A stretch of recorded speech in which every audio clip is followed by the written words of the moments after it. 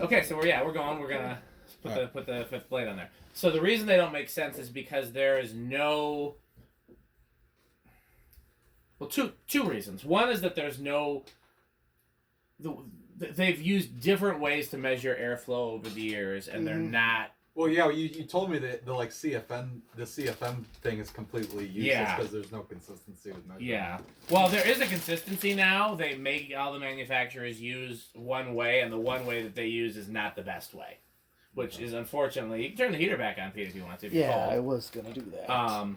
Like it used to be manufacturers could just report their own CFM with their own measuring, and I'm sure a lot of numbers got inflated, but at the same time.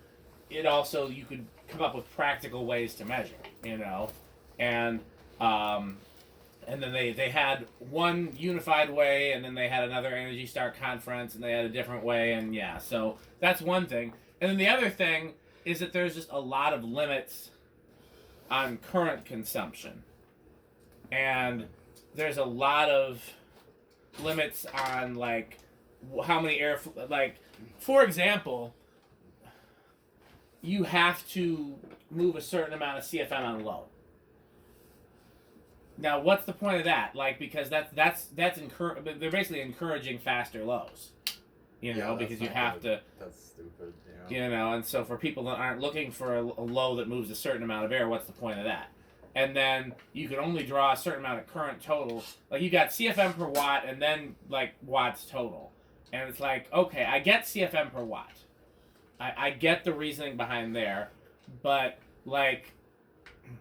what about fans that draw a ton of current but move a ton of CFM? So the ratio is great, but I don't think you can have a fan that draws an amp anymore, even if it moves as much air as 10 fans.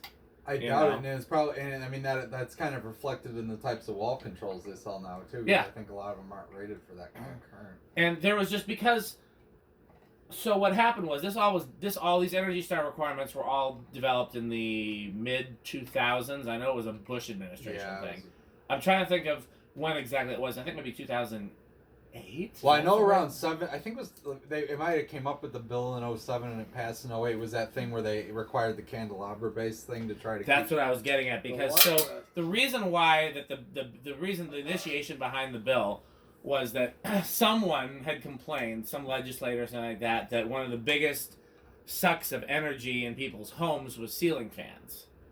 And the argument behind that was that if you had a ceiling fan that had a 5 light kit on it, that somebody could put 5 150 watt bulbs in it. And now you have something that's drawing 800 watts, And so... if they would have just waited, so they started regulating ceiling fans, then not just the lights, but the whole damn thing, and there really wasn't any reason to, because outside of that scenario, it wasn't like ceiling fans were drawing that much current, both for the motor or for the light, because, I'm sure there were some situations where people did that, but most of the time, people put 60 watt bulbs in there, and at most, you had 240 watts, which was no different than any other fixture that hung over your dining room table. Didn't they put they were putting wattage limiters in some of them too? Oh yeah, those things suck. No, I always remove those. Yeah. So it's one of those things where if they would just waited for LEDs, we wouldn't have needed to regulate ceiling fans, but we did, and so now there's all these regulations, and then every year they go to a conference, and the manufacturers try to lobby for whatever is in their best interest because they want to sell more fans. So a lot of manufacturers lobbied, Big Ass was a big lobbyist behind the requirements for DC motors because they are all DC motor fans and they want to sell more fans, so of course they want to put the AC manufacturers out of business. So it's not to get on a political soapbox, but it all comes down to money, and it all comes down to my biggest if you want to distill my political views into any one statement, it's getting money out of politics.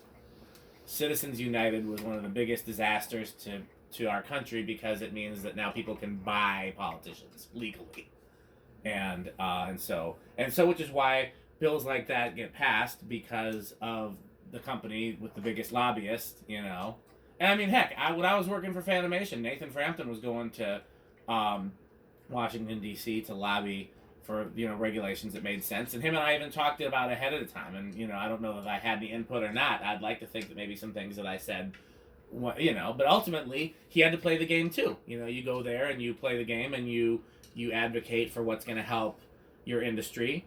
Yeah. And see, my biggest complaint with this kind of stuff is I hate when these decisions like this just screw the consumer over big time, or make it. It's like it's a pain. Like now people got to go buy these different light bulbs and everyone doesn't know it. It's like. The interesting thing with the light bulb thing, and I'm sure you know this. Bugs me really bad. Well, that bill ended up getting defunded. Well, yeah, no, they did away. Well, there's actually I don't know how well you know it, but there's a provision in there saying that if it's offered with a standard base, it has to come with with either a CFL or a LED. I don't know if that's still current, but yes, I remember that. I still have yet to see. Because I bought in brand new Menards light kits now. They come with it. But then what's funny is if you open it up and look, it's rated for an incandescent 60 watt. Yeah. So it doesn't mean you couldn't use the bill the bill that phased out incandescent bulbs.